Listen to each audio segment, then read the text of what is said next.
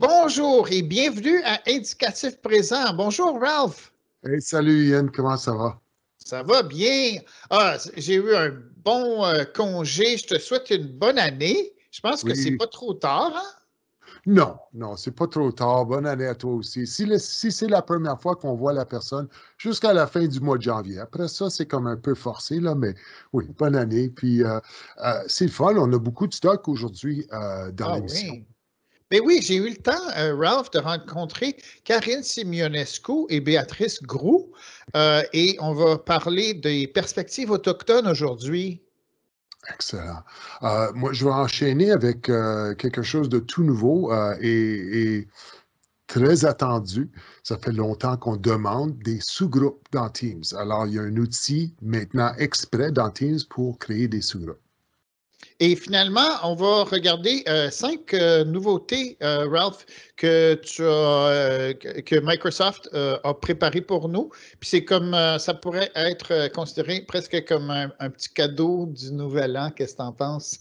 Oui, non, exactement. C'est des petites choses, mais des choses qui, ça fait toute la différence des fois, les petites choses. Alors, ça, on va regarder, puis c'est super le fun. Qu'est-ce qu'ils ont fait avec ça? Pour ceux qui ne l'ont pas vu encore, je pense qu'ils vont être très contents. Mhm. Puis par quoi on va commencer, le Ralph? Là, c'est l'entrevue, hein? Je veux entendre OK. ce que Béatrice et Karine OK. ont à dire. OK, on va aller regarder ça. Bonjour, mesdames. Bonjour, Bonjour. bonne année. Bonne année! On est avec Béatrice Groux et Karine Simionescu et je vais vous demander de m'en rendre service. C'est que votre titre est tellement long que je vais vous demander de vous identifier au service pédagogique, Béatrice. Ok, merci Yann. Bien, en effet, je suis conseillère pédagogique en construction identitaire avec les perspectives autochtones et les questions environnementales. Donc, ça fait beaucoup de sujets à traiter, mais tous très intéressants. Et toi, Karine Simionescu? Eh ben moi, j'ai en fait, à part le nom qui est différent, j'ai exactement le même titre que Béatrice. Donc, on va utiliser exactement la même définition que Béatrice a utilisée. Conseil. Et puis, on va prendre une diapositive qui représente la rivière du Niagara en hiver. C'est un beau paysage hivernal. Et nous voulons reconnaître que la terre sur laquelle nous vivons appartient à tout le monde. De nombreuses personnes des Premières Nations, des Métis et des Inuits ont pris soin de cette terre avant nous. Maintenant, c'est à notre tour de prendre soin de cette terre en pensant aux 7 générations qui vont nous suivre. Et dans le AV, vous retrouverez des exemples de reconnaissance des territoires justement pour que ce ne soit pas comme un refrain qui devient vidé de sens. Et justement, une des raisons pourquoi on pensait que ce serait vraiment très important de vous inviter, c'est parce qu'il y a toutes sortes de changements qui ont été effectués dans la communauté qui est dans EAV, n'est-ce pas? Oui. Mm-hmm. Puis moi, je voulais peut-être montrer aux gens qui ne le sauraient pas, puis aussi mentionner que maintenant, tout le monde a accès à la communauté perspective autochtone. Est-ce que vous le saviez que maintenant, tout le monde peut y accéder? Ça, c'est la nouveauté 2021. Ben Ça oui, vient tout juste d'être fait. oui, Donc, tout nouveau. vous Il y avez a accès ici, quand vous voyez, vous cliquez sur la gaufre, vous voyez apparaître dans les communautés accessibles à tout le monde, perspectives autochtones, Premières Nations, Métis et Inuit. Et quand on l'ouvre, on voit la communauté refaite récemment et qui est toujours en fait à refaire parce que, comme vous voyez, il y a une nouvelle ici qui date du 15 décembre, donc c'est toujours mis à jour. Puis, moi, ce qui m'a vraiment intéressé, Karine, c'est ce nouveau bouton vidéo.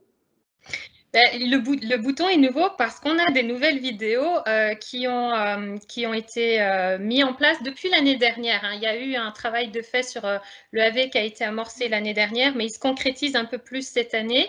Donc, un bouton a été inséré parce que nous avons une playlist sur YouTube qui maintenant regroupe 8-9 vidéos, capsules, Donc, ça vous permet, en cliquant directement sur le bouton, d'avoir accès à l'ensemble des capsules vidéo concernant les perspectives autochtones.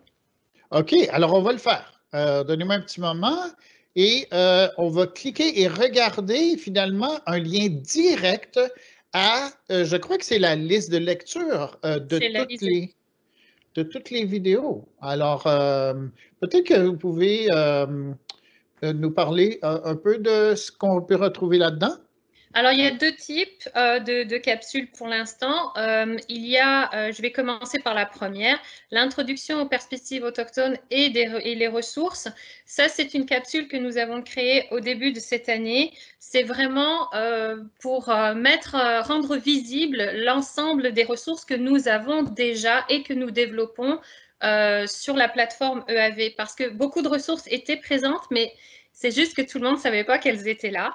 Donc, cette petite capsule permet de mettre en lumière ce que nous avons déjà et c'est vraiment pour soutenir les enseignants dans leur salle de classe. Ça, c'est la première. Très bien. Alors là, je crois que je vais reculer comme ça. Alors, nous en avions créé une spécifiquement pour le jour du souvenir, lié aux anciens combattants, aux vétérans autochtones. Ça, c'était une capsule spécifique pour le mois de novembre. Nous avons également les enseignements de grands-pères, des enseignements sacrés qui ont été partagés par un partenaire autochtone, Serge Gagnon. Ça, c'est une série qui a été créée l'an passé et qui a été finalisée, mise en ligne cette année. Donc vous pouvez alors ça, c'est la série bleue ici? Ça, c'est la série bleue où vous pouvez entendre le partage de Serge Gagnon. Et nous avons notre toute dernière capsule qui est donc à la fin, qui a été créée juste avant le congé de décembre, qui est destinée plus aux enseignants PIPNPE, mais finalement, c'est pas parce qu'on est que, même ceux qui ne sont pas PIPNPE peuvent regarder cette capsule parce que c'est vraiment une mise à jour sur qu'est-ce que c'est les perspectives autochtones, comment aborder les perspectives autochtones dans notre enseignement et c'est aussi un petit lien vers nos ressources. Donc, vraiment, la capsule, même si elle fait partie de l'auto-formation PIPNPE, elle est vraiment destinée à l'ensemble du personnel. Oui, puis elle renvoie finalement à plusieurs ressources qu'on peut retrouver dans le AV, qui est toujours finalement notre point de départ pour toutes les ressources en réalité, je crois, Karine. Oui, c'est ça, c'est ce qu'on essaie de condenser puis de rendre le plus convivial possible et facile d'accès, l'accès aux ressources principales. On peut en trouver bien sûr d'autres, mais celles qui sont validées et qui sont fiables pour nous se retrouvent toutes dans le AV. OK.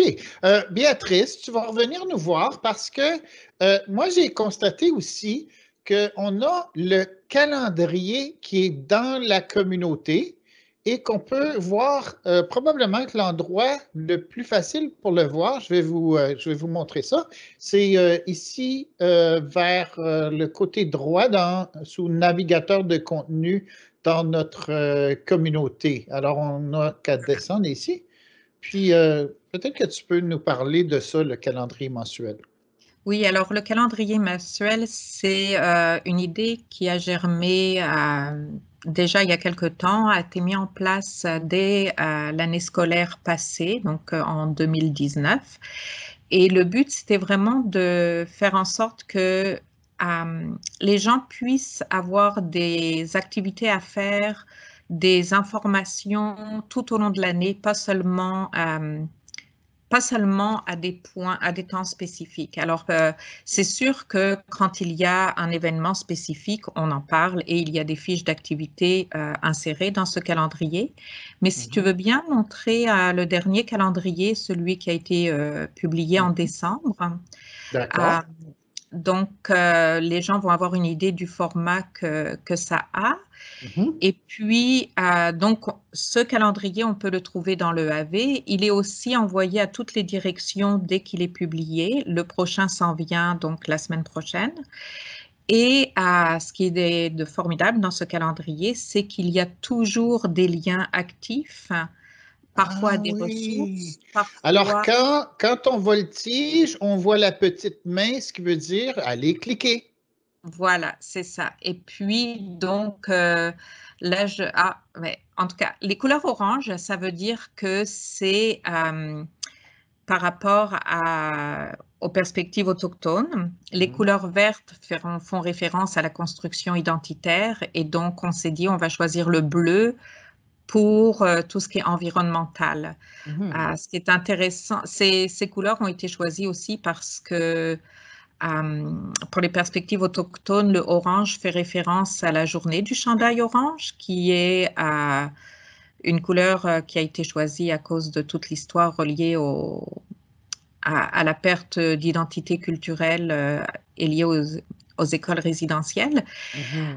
Mais il n'y a pas que ça du tout dans les perspectives autochtones, mais c'est la raison du choix de orange. Vert, c'est évidemment la construction identitaire, les Franco-Ontariens.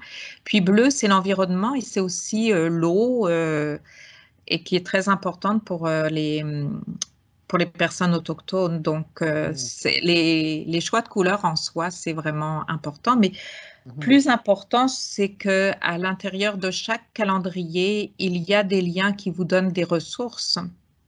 Et donc, tu mentionnais à un moment, là, on peut en parler, il y a une nouvelle formation pour les passeurs culturels. On peut toujours s'inscrire maintenant.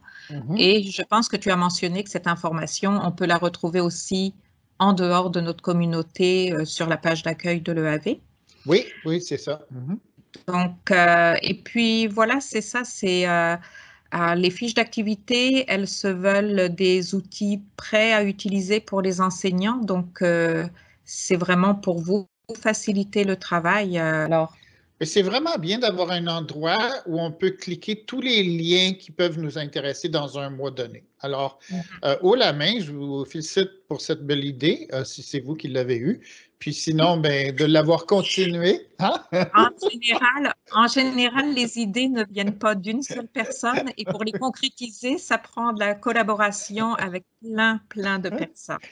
Donc, Ouais. parfois, on entend une voix sur une capsule vidéo, mais ça n'est pas nécessaire. Enfin, c'est une personne qui porte le travail de plusieurs personnes en arrière. Alors, Oui. Puis, ben, mesdames, avant qu'on se quitte, est-ce que vous avez des coups de cœur, des ressources, des nouveautés, des choses que vous pensez que, Karine, tu as une Karine, oui. petite idée pour nous? Ouais, moi j'ai une grosse idée, moi. J'ai un gros coup de cœur. J'ai un gros coup de cœur que j'ai découvert en fait l'an passé, qui était déjà dans le l'EAV, dans la communauté des perspectives autochtones. Un très gros coup de cœur parce que c'est une ressource qui est faite pour nous autres, les Franco-Ontariens, et qui est faite par nous, pour nous. Donc, c'est assez rare pour être célébré et elle est formidable. Donc, est-ce que je vous la partage, c'est ça? Comme vous voulez. Alors, je vais faire ça. OK. Parce qu'en Et plus tu peux le retrouver. Je vais Pendant montrer. que tu la cherches, tu vas peut-être le dire, mais moi, ce que j'aime beaucoup dans cette ressource, c'est il y a des vidéos, mais il y a aussi des fiches d'activité. Et c'est vrai que ça facilite grandement le travail des enseignants et c'est une ressource fiable. Les gens se demandent beaucoup, est-ce que je peux utiliser cette ressource ou ne pas l'utiliser? Donc, OK. là, ils sont sûrs Donc, que c'est fiable. on retourne dans notre communauté. Donc là, Yann, tu viens de nous montrer le calendrier mensuel. Mais si il y a plusieurs boutons avec des ressources, il y a le guide, les guides culturels. Si on clique sur ressources pédagogiques et on descend, il y a plusieurs choses. Il y a des choses qui sont spécialement pour le par cycle, préscolaire, etc. Et puis, si on va sur site web et pédagogie, on clique sur le premier. Il est mis en premier, relations autochtones. Et voilà. C'est un site qui a été, qui est financé en partie par le ministère de l'Ontario, mais c'est vraiment, pour moi, c'est un gros coup de cœur parce que d'abord, ce n'est pas un site traduit de l'anglais. C'est vraiment fait directement par des francophones et cela donne la parole complètement à des personnes autochtones qui représentent toutes les nations. Il y a un guide pédagogique complet. Il y a l'alignement avec le curriculum de l'Ontario Et il y a un petit rappel, attention sur, et ça c'est gros hein, pour les perspectives autochtones, sur la sécurité culturelle et les dangers de l'appropriation. Et ça, il faut toujours qu'on soit vigilant par rapport à cela. Vous avez toute une série de capsules avec des thématiques très précises et des témoignages de qualité en français uniquement de personnes autochtones. Donc, je vous laisserai les découvrir. Il y a des capsules vidéo complémentaires qui vont vraiment sur des points plus précis. Honnêtement, moi, j'en avais passé à des élèves du cycle moyen, des extraits. Le retour des élèves était extrêmement positif. La qualité des vidéos, c'est des belles personnes qui parlent avec conviction et avec cœur. Donc, ça relie complètement les élèves au sujet et à la cause exprimée. Puis quand vous allez tout en bas, donc là, vous avez l'ensemble des fiches pédagogiques de la 4e jusqu'au cours du secondaire. Vous voyez un peu tout ce qu'il y a. Et c'est vraiment fait avec en tête le curriculum de l'Ontario uniquement. Une ressource faite par nous, pour nous. Moi, je dis que c'est la meilleure des ressources à utiliser. Merveilleux. Bien, sur ce, mesdames, Béatrice, tu vas revenir me voir. Voilà, je suis là. Alors, on peut dire qu'on a eu notre rencontre 2021 et j'ai bien hâte de vous revoir à un autre tantôt aussi. Merci beaucoup d'avoir été là avec nous. Quand tu veux. Alors, je vous dis au revoir, mesdames, et à une prochaine fois. Au revoir, à bientôt.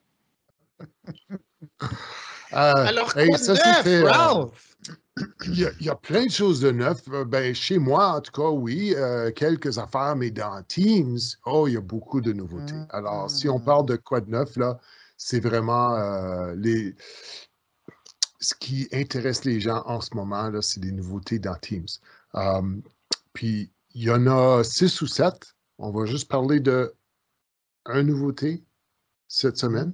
Et puis, la semaine prochaine, on va parler des autres. Alors, l'affaire qui est nouveau dans Teams, c'est des sous-groupes automatiques. Parce qu'avant ça, oui, on pouvait créer des sous-groupes nous-mêmes et tout ça. Mais maintenant, directement dans Teams, il y a un outil pour dire combien de groupes est-ce que tu veux et tu choisis le nombre de groupes. Et il y a 2 façons d'assigner des gens dans des groupes. Tu peux faire une attribution automatique. Alors, si tu as 2 groupes et tu as 15 personnes, il va mettre 7 dans un groupe et 8 dans l'autre, juste de façon aléatoire. Ou tu peux décider toi-même comme organisateur de la réunion, je veux mettre telle personne dans ce groupe-là, tel. Et tu peux, s'il s'agit d'une classe, tu peux mettre les équipes que tu veux dans les groupes, des gens qui travaillent bien ensemble, des gens qui ont des intérêts communs ou peu importe. Ça dépend de quelle est l'intention de tes sous-groupes. C'est bien. Puis, si les gens veulent en savoir davantage, Ralph, je pensais peut-être leur montrer sur YouTube. Qu'est-ce que tu en penses? Oui, c'est une bonne idée.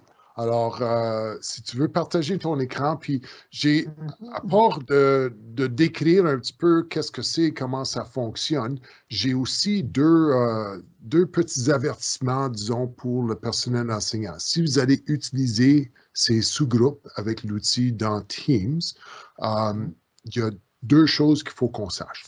La première, c'est que si vous mettez les élèves dans un sous-groupe, tous les élèves sont maintenant présentateurs. Peu importe les réglages que vous avez faits pour votre réunion de classe, parce que normalement, on recommande aux gens que le prof soit le seul présentateur et que le prof soit la seule personne qui peut éviter la salle d'attente. Mais quand on les envoie dans les sous-groupes, même s'ils sont juste présentateurs dans la réunion principale, ils vont être, même s'ils sont juste participants dans la réunion principale, tout le monde est présentateur dans les sous-groupes. Alors ça, il faut être conscient de ça, dépendant du niveau de maturité des élèves. Et puis, l'autre chose, c'est à la fin de la réunion, il faudrait fermer les sous-groupes, ce qui ramène tout le monde dans la réunion principale avant de mettre fin à la réunion. Parce que si on met fin à la réunion, les gens sont encore dans les sous-groupes, ils peuvent rester dans les sous-groupes. pas ça qu'on veut. On veut les ramener tout le monde ensemble. Et quand la réunion est terminée, elle est terminée, puis les gens ne peuvent plus rentrer. C'est ça qu'on veut. Alors, ça, c'est juste les 2 petites mises en garde pour ça.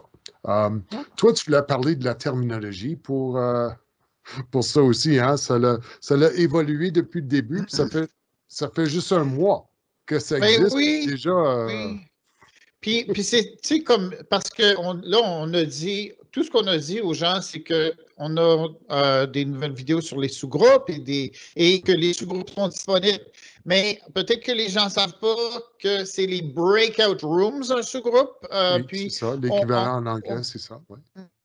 Puis on a finalement appelé ça des sous-groupes un peu à défaut de meilleure terminologie parce qu'on avait l'expression salle de dérivation, puis ce n'est pas nécessairement un terme qu'on voulait utiliser, mais on va voir parce que peut-être que quelqu'un va nous imposer ce terme-là. Des fois, c'est l'usage qui détermine. Hein? Mais, oui, ça commençait avec salle de dérivation, c'est ensuite devenu salle pour petits groupes. C'est encore en évolution, mais peu importe ce qu'on l'appelle, comme tu dis, c'est l'équivalent d'un breakout en anglais, mais c'est des sous-groupes. Tu sais, on veut faire du travail avec un grand groupe et les diviser en plus petits groupes, et c'est ça l'intention de l'outil.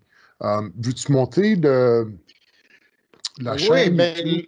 Oui, la chaîne YouTube, premièrement, vous allez constater un grand changement, je crois, si vous êtes déjà allé. Puis, juste pour préciser que si vous vous êtes déjà abonné à la chaîne, vous allez toujours voir vos abonnements ici dans votre accueil. Puis, c'est ici qu'on peut s'abonner une fois qu'on rentre dans la chaîne, dans l'accueil de la chaîne. Puis ça, c'est l'accueil de la chaîne. Puis, Ralph, tu as fait un beau travail. Franchement, peut-être tu peux nous en parler un tout petit peu ici. Oui. Qu'est-ce que c'est en haut ici? Je pense que l'intention, c'est de mettre en évidence que c'est vraiment un site de perfectionnement professionnel. C'est des auto-formations. Les gens peuvent aller là pour apprendre davantage sur soit des stratégies d'enseignement, soit des conseils techniques pour la technologie qu'on utilise et tout ça. Alors, dans la bannière en haut, ça reflète plus ça que d'autres choses. Et puis, si tu descends, j'ai organisé un peu pour mettre en vedette ce qu'il y a de plus récent. Alors, les capsules d'auto-formation, ça, c'est de l'heure. Et puis, les capsules sur le nouveau curriculum de mathématiques également. Alors, ça, c'est important. Et puis là, on voit aussi ce qui est littératie, la LILO, et numératie avec Zorbitz. Alors, c'est un petit peu juste une façon de mettre en évidence ce qu'il y a là, parce que je trouvais que quand les gens arrivaient, il y avait un petit peu de tout, mais si on ne savait pas qu'est-ce qu'on regardait, c'était très difficile de trouver quelque chose. Alors, en les regroupant tout ensemble dans une même ligne, là, tu vois que, OK, ça, c'est une série de vidéos qui se suivent et puis, juste plus facile. Alors, si vous cherchez quelque chose, mieux de chercher là, mieux de vous rendre à la chaîne d'abord et puis d'utiliser l'outil de recherche qui va vous donner des résultats de qu'est-ce qu'il y a dans la chaîne à être pédago sur le sujet que vous avez mis. Oui, alors si j'avais tapé Microsoft Teams, probablement que j'aurais eu le même résultat ici de toute la liste de lecture. Puis c'est là, finalement, c'est comme ils sont tous en ordre, bien sûr. Alors, les sous-groupes sont ici si vous voulez les trouver. Là. Mais il y a d'autres nouveautés Teams dont tu voulais nous parler peut-être. Oui. Je ne sais pas si on veut prendre beaucoup de temps pour ça, mais c'est les gens vont le remarquer de toute façon. Oui. Mais ce qu'il y a de nouveau dans Teams, maintenant, quand tu rentres, tu vas voir que tu peux choisir quelle sorte d'appareil est-ce que tu veux utiliser pour le son de ton microphone, par exemple, ou des haut-parleurs. Donc, ça, c'est une chose qu'on n'avait pas avant. La deuxième chose, c'est que dans les options de la réunion, quand on planifie la réunion, on peut désactiver le microphone pour tout le monde et ça reste comme ça. Ça reste désactivé tant et autant qu'on ne va pas pour autoriser les participants ici à activer le son. Alors, ça, c'est... Et ce qui vient avec ça, qui est encore plus intéressant, c'est que si le son est désactivé pour toute la classe et que tu veux qu'un élève réponde à une question ou un élève a quelque chose à dire, puis tu ne veux pas réactiver les microphones de tout le monde, c'est maintenant possible de réactiver le microphone d'un élève. Alors, comment le faire? C'est que l'élève lève sa main et quand tu as un élève avec la main levée, tu peux cliquer à côté de son nom et permettre à cet élève-là d'activer son microphone. Et l'élève peut maintenant activer son microphone, parler, tout ça, peut le fermer, mais toi aussi, comme prof, tu peux fermer le microphone après, dire merci, OK, Ian, c'est un très bon point, et puis tu désactives le son de cet élève-là. Alors, on peut garder tout le monde en sourdine, sauf les gens qui veulent dire quelque chose, puis ont juste à lever la main, puis on peut activer le son. Ralph, je veux juste faire remarquer qu'on est en ébauche sur le document que tu nous montres. Ah oui, ça c'est en primeur. Vraiment... Wow, ça n'a même pas été rendu public encore, mesdames et messieurs. Vous voyez des choses là, qui sont tellement hot off the press qu'ils ne sont pas on the press encore. Oui, exactement. Exactement. Deux autres petites choses. Ça fait longtemps qu'on demande dans une réunion de classe, okay? Ça s'appelle une réunion de canal parce qu'on invite le canal général de toute l'équipe de classe. Ouais. On ne pouvait pas nommer des personnes individuelles pour être des présentateurs. Ça, c'était seulement si on invitait tout le monde, un par un, puis on mettait tous les noms des personnes qu'on invitait. À ce moment-là, on pouvait désigner quelqu'un comme présentateur, comme des personnes individuelles. Mais si c'était une réunion de classe, on ne pouvait pas. Maintenant, on peut. Alors, ça, c'est super le fun. Et puis, l'autre fonction, ça aussi, on en avait parlé au printemps. Comment est-ce que je peux me mettre comme prof en plein écran pour les élèves et que je ne sois pas juste comme un 9e de l'écran ou un 20e de l'écran. Si j'ai, par exemple, je veux montrer un livre ou je veux lire quelque chose, j'ai du matériel de manipulation que je veux montrer, comment est-ce que moi, comme prof, je peux être en plein écran et que tous les autres élèves sont en bas. Et il y a maintenant une façon de faire ça que ça s'appelle mettre en évidence. Donc, je clique à côté de mon nom et je me mets en évidence. Et là, c'est comme quand je partage mon écran. Tu sais, je suis en plein écran quand je partage l'écran, mais là, je suis en plein écran quand j'ai dit « je veux me mettre en évidence ». Et ça, on peut mettre n'importe qui en évidence, là, mais c'est pour tout le monde. Ben, wow, ça fait toute une émission, là. L'entrevue, ensuite toutes les nouveautés, puis ça, là, c'est incroyable. Mais en tout cas, Alex n'était pas avec nous cette semaine. On lui dit toujours un petit bonjour. On a besoin de 2 personnes pour animer, on n'a pas besoin de 3. Alors, tu sais, on fait ça à tour de rôle. Donc, oui, ça fait du bien d'avoir un petit congé des fois. Ben oui, absolument. Ouais, mais, puis, je pense que c'est la fin de notre émission, Ralph. Oui, on sera de retour la semaine prochaine avec d'autres nouveautés, d'autres idées pour l'enseignement en classe, l'enseignement à distance, et puis répondre à vos questions. Alors, sur ce, bonne fin de semaine, Ian, bonne fin de semaine à tout le monde, puis on se voit vendredi prochain. Au revoir.